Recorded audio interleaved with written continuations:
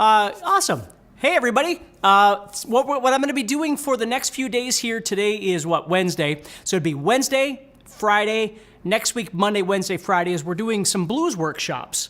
So we're celebrating my Blues Licks guitar course. So I'm going to be, hey, Scott, how you doing, buddy? So we're going to be just going through some blues stuff. I'm going to start very basic today, and we're just going to keep kind of building our way up as we go here. So I'm going to take a minute here and say hi to some people. Now, remember, if you're in a Facebook group, you might have to use your name so I can see your name. Otherwise, it just says Facebook user.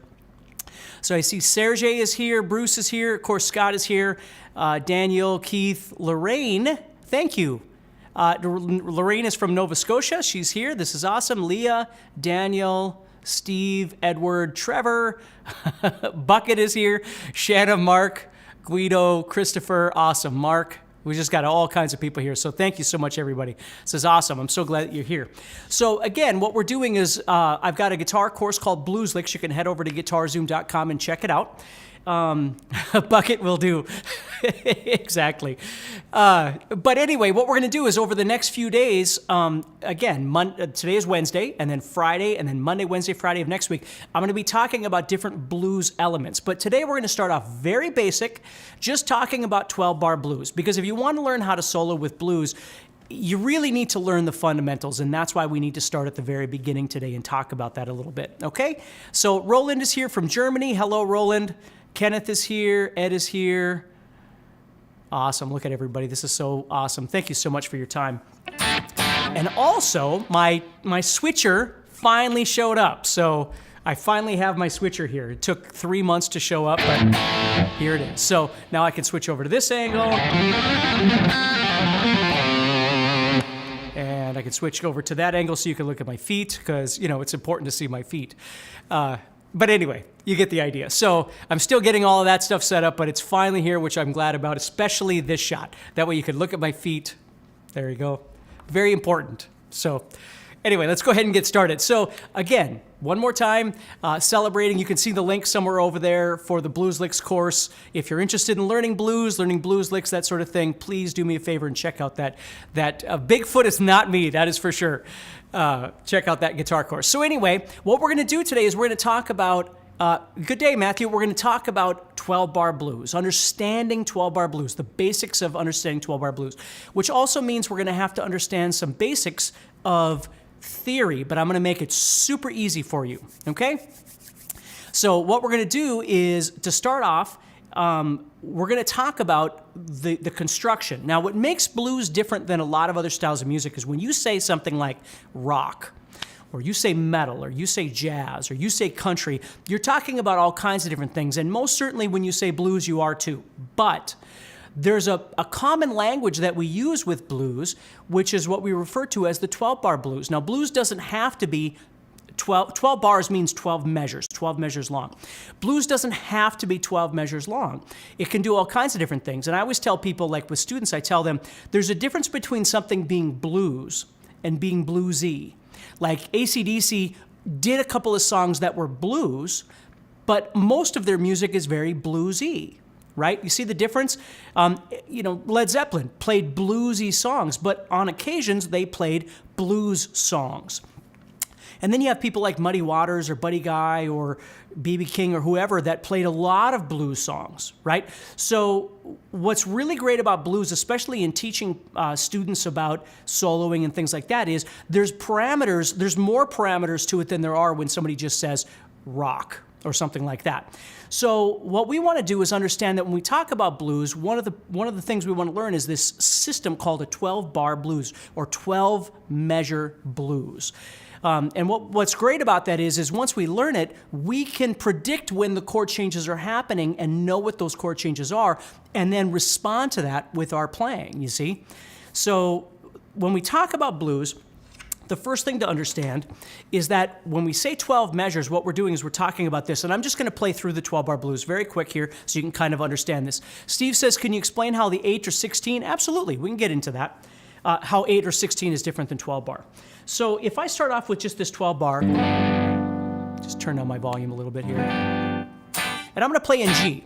So what I'm going to do is play a 12-measure sequence going 1, 2, 3,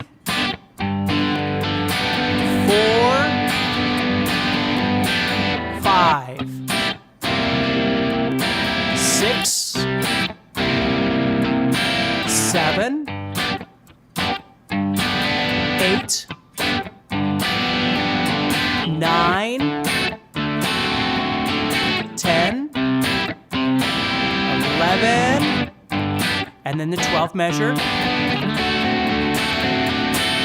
and then it starts all over again. So what's great about the 12-bar blues is it's giving us an element of understanding and even predictability. That's what it is. We can predict when the chords are coming. So the first thing we need to do here, I need to share something with you. So I'm going to pull up my screen, and hopefully this will work okay. And can you see that on the screen? Actually, I'm going to do this. I'm going to share you this other one first here because it might be easier for me to explain this to you if I show the other one. Give me just a second here. Pull that up. There we go. Now let's see if I can find that one on this screen here. See if that's the one. There we go. Okay, so if you can just let me know if you can see that okay, where it says 12-bar blues. Okay. Scott, awesome, perfect. Okay, so 12-bar blues. So if we look at this, what we see are 12 measures right there, okay? And what we see are some numbers up on top. It says 1, 1, 1, 1, 4, 4, 1, 1, 5, 4, 1, 5, okay? That's the system that we're going to be using to do this 12-bar blues, okay?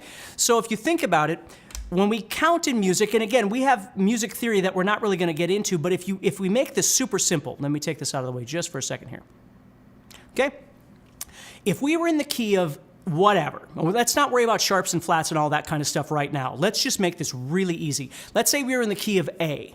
Okay, so our notes would be A, B, C, D, E, F, and G. Okay, do, re, mi, fa, sol, la, ti, do. We're just counting up A, B, C, D, E, F, G. Okay, now again, there's sharps and flats. Let's not worry about all that stuff right now. Let's just think of it that way.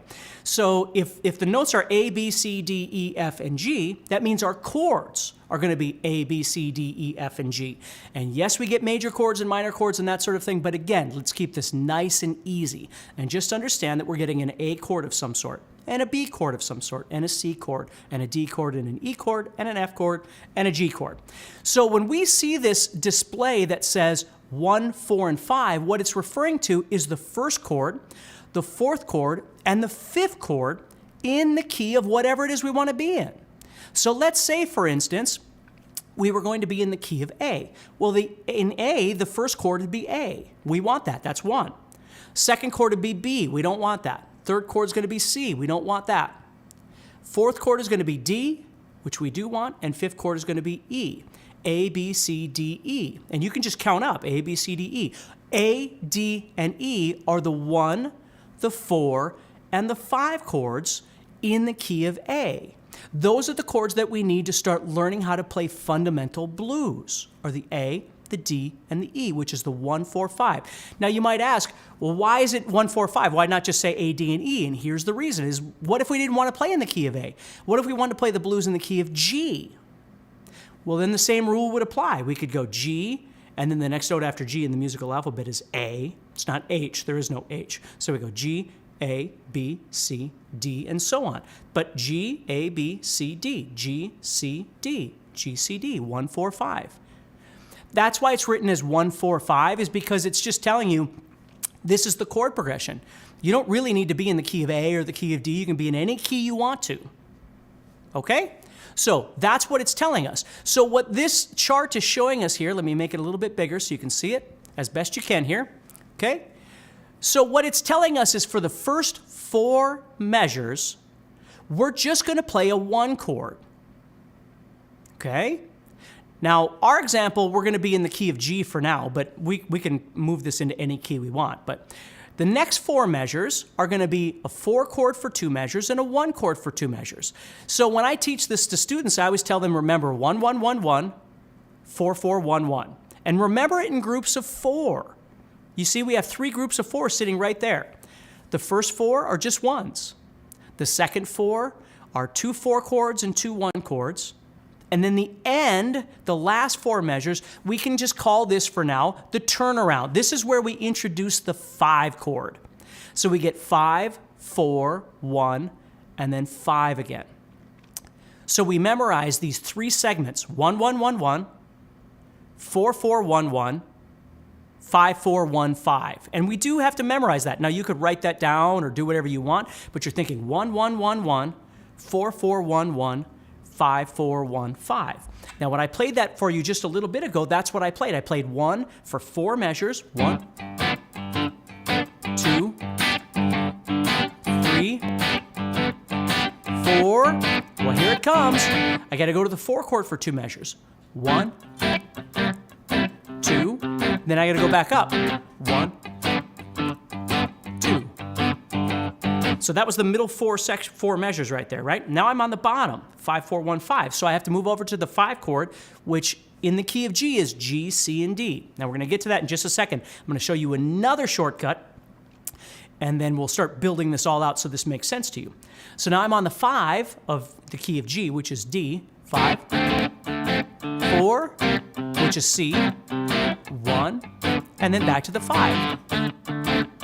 So, before we worry about playing anything, we have to get it set in our head that we understand that the 12 bar or 12 measure sequence consists of 3 chords. The 1, the 4, and the 5 of whatever key we want to be in. Now let me give you a shortcut before we move on, because maybe you don't know your theory and maybe you don't know really how to count and make sure that the sharps or the flats or whatever are right. There's a great way of being able to kind of, it's not cheating, it's just an easy way to find this, is if you go to your guitar, if you know where the notes are on your guitar, especially on your 6th string, okay, and you can make a chord off of that. Let's say, for instance, you knew the notes on your 6th string and you knew that the 1st fret right here was F, and you knew the 3rd fret was G, and the 4th fret was A, right? That sort of thing. You can build it by visualization. You can build the 1, 4, 5 by visualization. Watch this. If I go to A, remember we counted A, B, C, D, E, A, D, E, right? A, D, and E was our 1, 4, 5. If I go to A on the 6th string, and just play a power chord is fine, okay? If I go right underneath that power chord of A to the 5th string, I'm gonna go to D. So on the guitar, if you're on the 6th string, and you're in the key of whatever you're on, for instance, the key of A right here, this is my root, and I move down to the 5th string right below me, I'm on the 4 chord. 1, 4. And if this is the 4 chord, that means to get to the 5, I'm simply going to move 2 frets higher, like this. 1, 4, 5. 1, 4, 5. Now, if I was in the key of G, I'd move back to G, because I'd have to know where G is. I could play 1, 4, 5. 1, 4, 5, which is G, C, D. Heck, even if I didn't know, if I went to the key of F sharp, and let's say I didn't even know the key of F sharp, but if I go to F sharp, I could play 1, 4 would be underneath, and 5 would be 2 frets higher. 1, 4, 5. So with that knowledge, you could play 1, 4, 5 in any key on the guitar, as long as you know what the first chord is. Like if you know if this is F, that's 1, below is the 4, and 2 frets higher is the 5. Now, in theory, I'm playing F, B flat, and C, right? All I'm saying is there's 2 different ways of getting to the correct answer. One is you know your theory, so when somebody says 1, 4, 5, you can figure it out. You can figure out what that 1, 4, 5 is. If you don't really know that, you could go to your guitar, and as long as you can find that root chord on the 6th string, C, okay, we'll find C up here. So C is here, 4 is underneath, and 5 is 2 frets higher. So 1, 4, 5, which gives me C, F, and G. C, D, E, F, G, 1, 4, 5. Okay? So if that kind of makes sense, that's the first thing you have to learn is understanding the 1, 4, 5. And Johanan, if I said that right, said, looks like an L shape, and you're absolutely right. That's it right. That's exactly what it looks like, is an L shape. So the beauty of that is if somebody said to you, hey, we're going to do 12-bar blues in the key of B flat, you wouldn't have to panic, although there's more things to this, obviously, but at the very minimum, B flat, I'd have to know where B flat is on my 6th string, right? So I could go there and play 1, 4, 5. 1, 4, 5. You see? Just drop down for the 4, move 2 frets higher for the 5. That's what I could do to get to 1, 4, 5. So if we go back to this now, and we think about that, okay? So that 1, we could pick any key we want. Let's say, again, we're picking the key of G. So anytime I see the 1, I'm going to play G. When I see the 4, I'm going to play C. And when I see the 5, I'm going to play D. So as I memorize this, I want to think of it as 3 groups of 4 to make it nice and easy for me as I'm playing. Okay? And make that make sense in my head. So I'm playing 1, 2, 3, 4. Now I got to imagine the next line, the next group of 4, which is 4, 4, 1, 1, right? So I'm going to move down to that 4 for 2 measures, and then I'm going to move back up to the 1 chord. Okay, now I'm on the bottom 4 measures. And if you remember, it's 5, 4, 1, 5. So I've got to go 5, 4,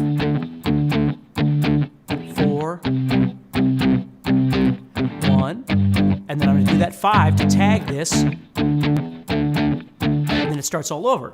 Now the great thing about blues is because that structure, that 12-bar blues, happens, it tells the whole band where we are. So if I'm soloing and I'm playing,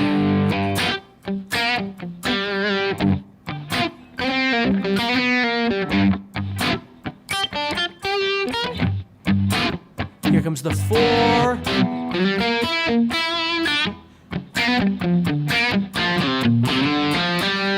there's the 1, and I'm thinking, okay, here comes that 5, right?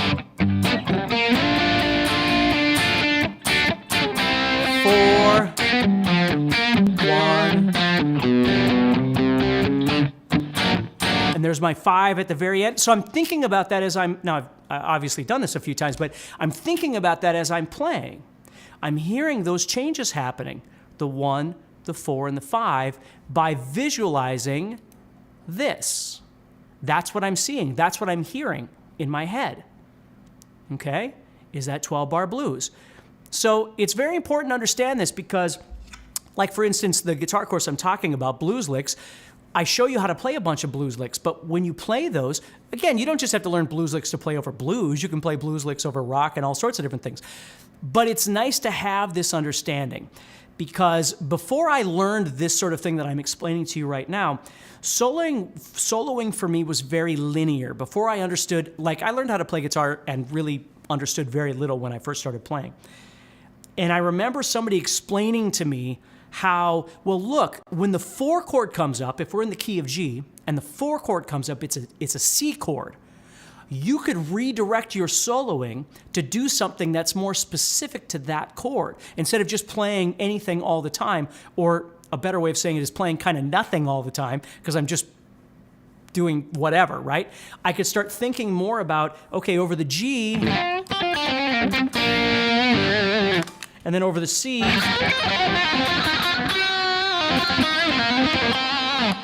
you know, or whatever it would be. Over the D chord, I could do something specific to the D. C. And then over the G, I could do something. So I could start trying to think of, and there's all kinds of different things that you can do with this. But it starts with understanding your 12-bar blues, okay? So if that kind of makes sense, I'm just going to go through and make sure. Why called 12? Because it's 12 measures. It's 12 measures, 12 bar, 12 measure blues, 12 bar blues. That's why. It's 3 groups of 4, okay? So what I'm going to do now is I'm going to share this other one if I can find it. Oh, maybe I won't find it. Give me a second here. I'm going to get rid of that one, and I'm going to show that one. There we go. Okay, cool. I think this will work.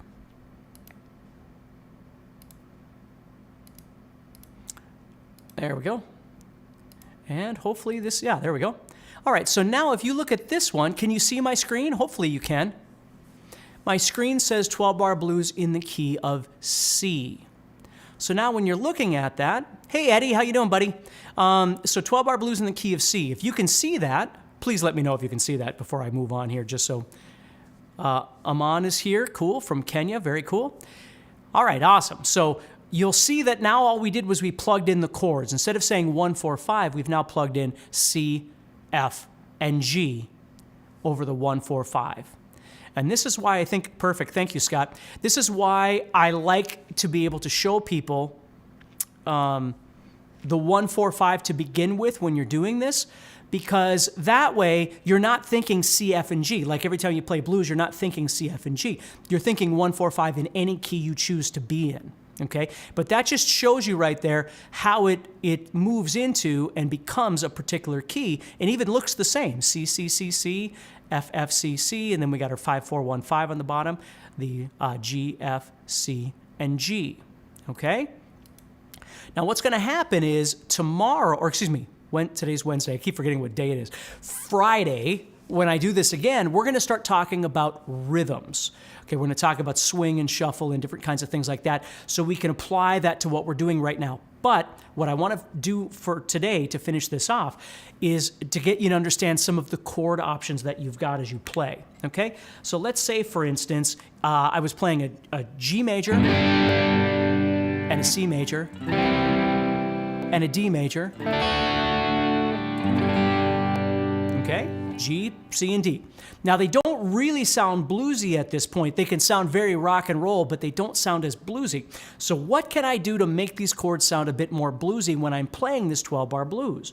Well, the easiest thing to do is to convert all three of your chords, your 1, your 4, and your 5, however you're playing them, open chord, bar chord, whatever you're doing, into 7th chords, into what we call dominant 7th chords. And I'm going to show you how to do that with bar chords just because it's easier, because you can move it into any key that you want. Okay? So what I'm going to do here is, let's say, for instance, I've got my G major bar chord right here. Okay? All I'm going to do to make this into a 7th chord is I'm going to take that pinky off the guitar. And now I've got myself a G7, or G dominant 7, we call it. Okay? But in doing that, it gives it that sound. And that gives it a bit more of this bluesy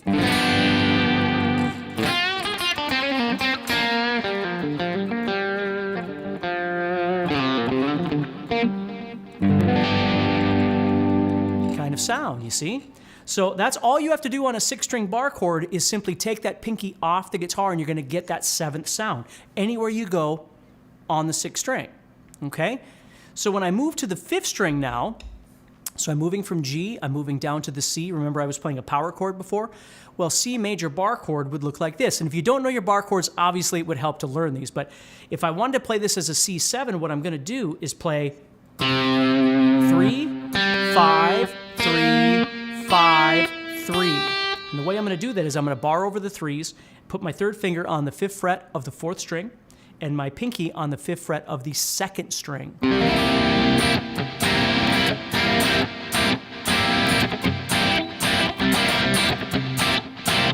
Right there, okay? And what's great about that then is that also is movable wherever it is we want to go on the guitar. So if I want this 1, 4, 5 G, C, D to sound a little more bluesy, I could convert this G major into G7, C major into C7, and then D major into D7. And of course, because they're bar chords, this can be done in any key you want. So if you want to be in the key of C, you take all of this stuff, you move up to the 8th fret, convert that into a C7, a 1, 7, right? A 4, 7, which in this case is F7,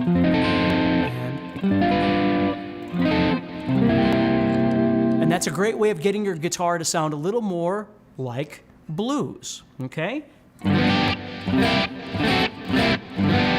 Now, do you have to play them as 7s? No, you can play them as major chords and it'd be just fine. But here's the last point I want to make, and make sure if you're interested in learning more about blues licks, the link will be somewhere over in the chat that you can click on. But Emmanuel, could you ask questions? Yeah, the only thing is when I open it up to questions, I get about 380 questions, and then people get upset if I don't answer their questions. Why is it called a 7th, David says? It has to do with the scale. What I'm doing is I'm adding in the 7th note of the scale, okay? And we'll just leave it at that. So if you think about it, if I was in G, G, A, B, C, D, E, F, this 7th note, F, is what I'm adding in. Now,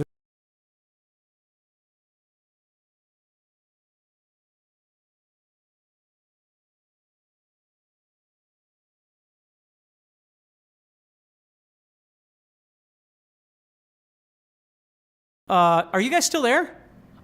For some reason, my internet went out. So let me know if you can still see me and we'll continue. If you can't see me, then we're gonna have to do something else here. Video froze. Dale, can you see me? Well, somebody let me know if you can see me. Okay, cool. Am I back? Yes, we're back. Okay, good. I don't know what the deal was there. Technology, man. Okay, so anyway, so with these chords, we're converting them from major into seventh. Now, the seventh comes from the seventh degree of the scale, but the theory goes a little bit deeper than that. But just understand that there are many different kinds of seventh chords that we can have, but in blues, we have what's called a dominant seventh, if that means anything to you.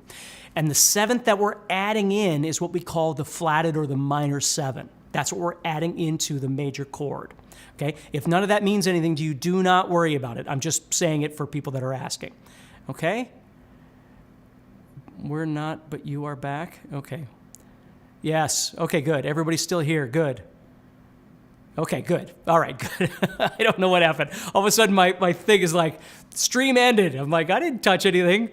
So anyway, here's another thing I want to show you, is that you can take your 12-bar blues or 12-measure blues, and you can make it minor. And I love minor blues. And all you're doing with the minor blues is taking all three of these chords and making them minor. So instead of playing G major and C major and D major,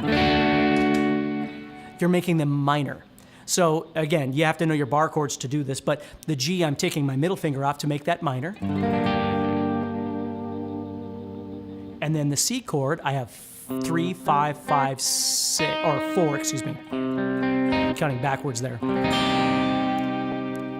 And then your 5 chord would also be minor. The 12-bar blues would be exactly the same. I'm just converting the 3 chords.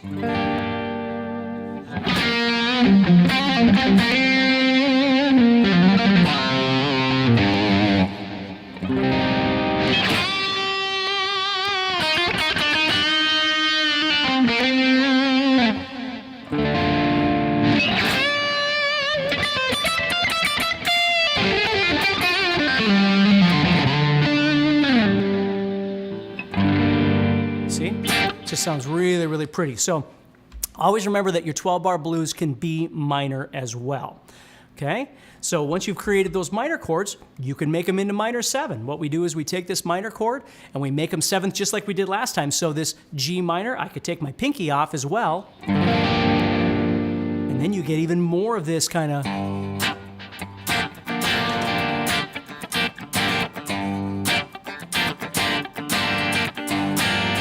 I could make my 4 chord minor, but then I could also make it 7th by taking the pinky off.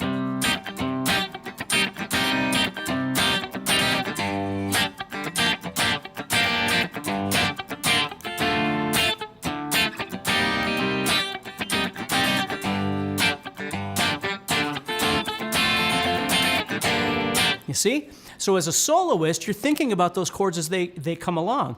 Real basic thing to think about until Friday when we actually start talking about rhythm, and then next week we go into all kinds of different things, is that when you're playing, just do really basic things like, you know, if you know your pentatonic scale, for instance, and it does, whether you're playing in major or minor is entirely up to you, but let's say we're in minor, so I'm playing G minor. Okay? So as I'm playing over that G, I'm thinking about emphasizing the note G, for instance. Very basic, but it works, right? So I'm directing my movements to that G. Well, then the C minor chord comes up, and I know when it's coming because I can feel the 4 measures, and then here comes that 4 chord, right? So here comes that C minor, and what I might do with my solo is start directing my movements toward the note C. Here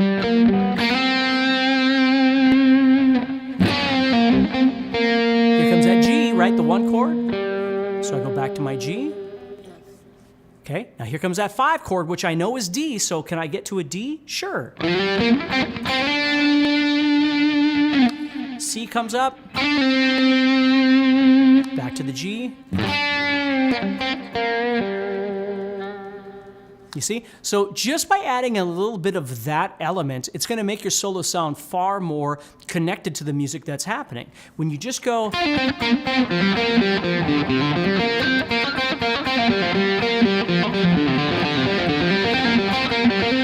all the time, and there's nothing wrong with any of that, but if you do that all the time, it really doesn't sound like you're connecting to the music. But if you're thinking about that 12-bar blues while you're doing that, and you go, okay, so here comes that change to C or whatever key you're in.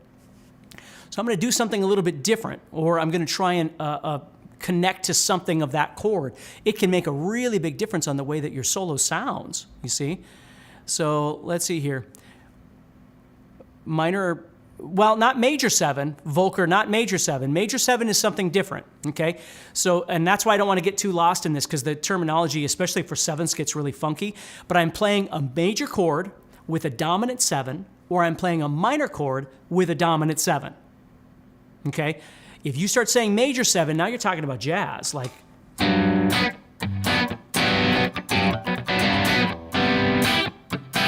That's an entirely different kind of sound. So blues doesn't usually focus on the major 7. It focuses on what we call the dominant 7th. Okay? Now, for Volker, because he said this, I don't want to confuse anybody. I'm just throwing this out there. Blues uses a major 7th. Okay? Or excuse me.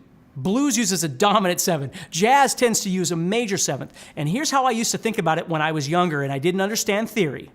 Okay, so if you don't understand theory, just follow me because this might help you. If I'm on the note G and I want to add the blues note, I'm going to go backward a whole step or 2 frets. So I'm going to add in the note F. Or if I'm on C and I want the blues note, I'm going to go backward 2 notes or 2 frets, however you want to think of it, a whole step. Okay, if I'm on C, I'm going to go back to B flat. That's a whole step back. If I'm on A, I'm going to go back to G. That's how you get blues. So if you think about it, when I'm playing this G major chord here, when I take that pinky off, that G is becoming F. It's a whole step or 2 frets back. That's how you get blues.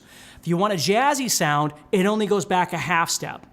So if I'm on G and I want a jazzy sound, I go back and I add in F sharp, not F. I add in F sharp. Or if I'm on C, I only go back to B, which is only 1 fret. Or if I'm on A, I only go back to G sharp. If that makes sense, okay? That's the difference. So a dominant 7 and a major 7 are 2 different sounds. They're 2 different things. And nobody said music theory was perfect because there's all kinds of crazy names of these sorts of things. But Ian says, why do people not say dominant, or is it implied with the blues? Well, you don't say dominant because when you say A7, that's what you're saying. Just like when you say play an A major chord, but instead of saying A major, you just say play an A chord. People don't really say major, they just say A. When you say play A7, you mean dominant 7. If you want major 7, then you have to say play A major 7. Then that means jazz. If you just say A7, it means dominant 7. Okay? So hopefully that makes sense. I know it's kind of screwy, and I actually have a guitar course called Music Theory Masterclass or something that explains all that kind of stuff. But you just have to remember that the chord, hopefully this will help you a little bit more as well. The chord is major or minor. Okay? The chord is major or minor. Then the 7th that we're putting on top is major or dominant. Okay? Think of it that way. Because the terms major and minor get all screwy when you do this, okay? Because people will go, well, don't you call it an A minor 7 then, because it's a minor 7? No, when you say A minor 7, now the A minor is referring to the chord, and the 7th is still referring to the dominant 7. So, and again, please, it's screw enough for me, let alone anybody else. So I'm just telling you, just keep it easy in your brain for right now and understand that your chord's going to be major or minor. And if you're playing blues, you're just adding what we call a 7th, which is a dominant 7. So you're playing A7, or you're playing A minor 7, or you're playing C7, or you're playing C minor 7, or you're playing D7 or D minor 7, whatever you want to call it. The chord is major or minor. If it's major, we're just saying A, we're just saying D, we're just saying C. If it's minor, then we got to say minor, because we got to tell people, hey, it's minor, right? But the 7th, we just say 7. When you say major 7, now you're referring to a different kind of 7th, and I'm going to leave that alone, but hopefully that kind of helps you. Does that? Let me know, please, if that kind of helps you. So Ray says it helps him. Yeah, good. Okay, good. So it looks like we're doing okay. Okay, cool. So somebody asked about the 8 and 16 bar blues. And basically what happens is you're just subtracting or adding from there.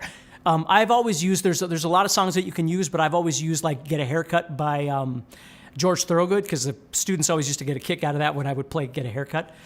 But Get a Haircut is an 8 bar blues. So you're going 1, 2, 3, 4,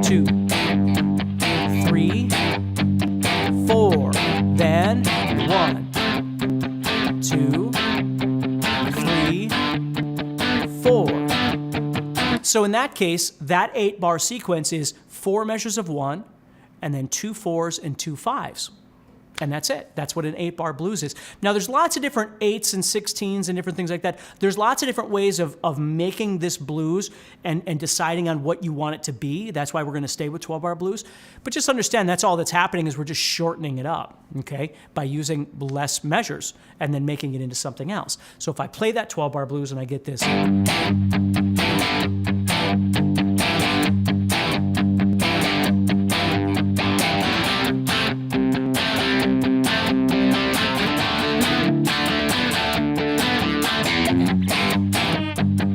You see? And like I said, go listen to Get a Haircut and Get a Real Job by George Thorogood, and you'll hear a perfect example of an 8-bar blues.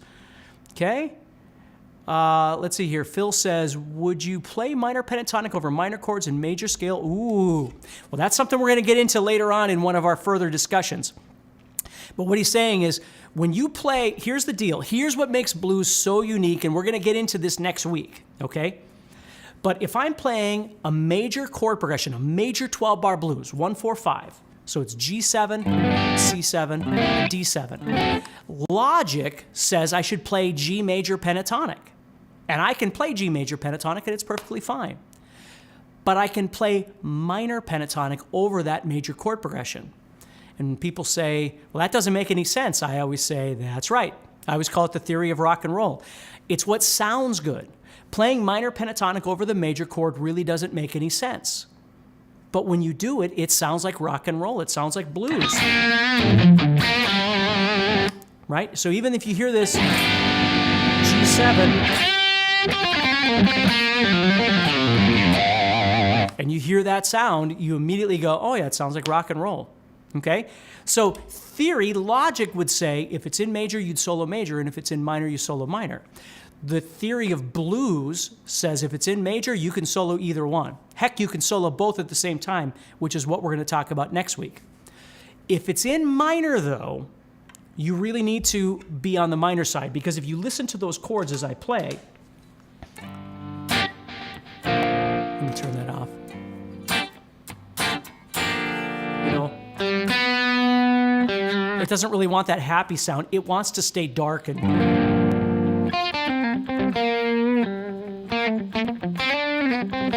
It wants to keep that kind of dark sound.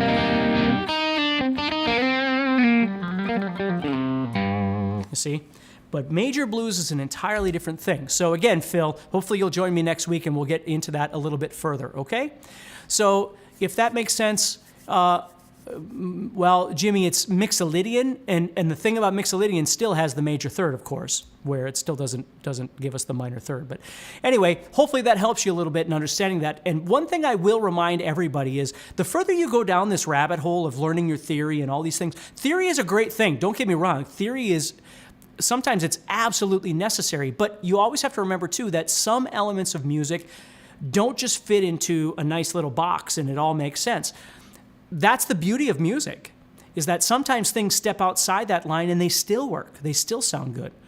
Otherwise, you know, I mean, there's chords that bands like Alice in Chains have played that you'd go, that doesn't make any sense, but it sounds friggin' amazing, right? So we have to remember there are times when we want things to fit into this logical box because it's beneficial for us, and it certainly is. And then there's other times where we just have to accept the fact that things don't fit so logically, and it's okay. You know, I went to college and studied music and did all these things and, you know, had to chart out symphonies and what every note meant and all this sort of thing. And it still doesn't mean anything to me in my real world of sometimes listening to a song and going, you know, when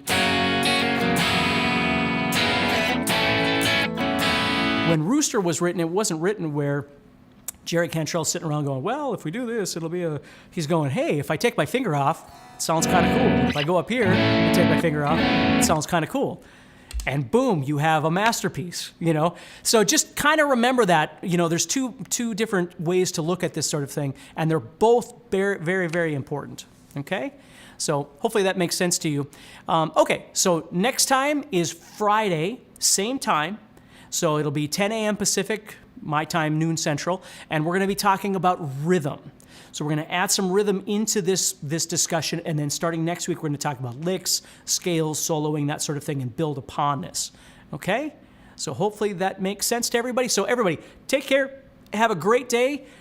See you on Friday. Make sure that you check out the course if you're interested. There'll be a link over there for guitar licks. And see what you can do with this information, and we'll keep going from there. All right, everybody, take care, stay positive, and I'll talk to you on Friday.